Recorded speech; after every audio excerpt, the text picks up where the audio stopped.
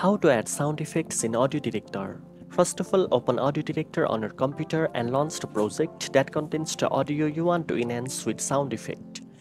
Next, go to the Apply Effect section where you will find a variety of sound effects to enhance your audio, including reverb, echo, phaser, flanger, chorus, delay, and more.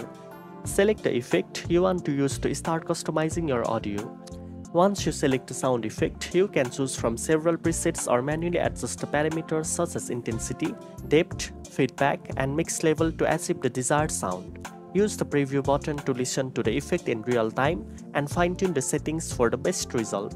You can layer multiple effects to create a more dynamic and immersive audio experience, especially for music track, podcast, or videos. Make sure to preview after each addition to maintain clarity and balance. After you are satisfied with the applied effect, click Apply to save the changes to your project. Now your audio is enriched with professional sound effects, ready for export or further editing. Now you know how to add sound effects in AudioDirector. If you found this video helpful, don't forget to like, share, and subscribe for more editing tips. Thanks for watching, and I'll see you in the next one.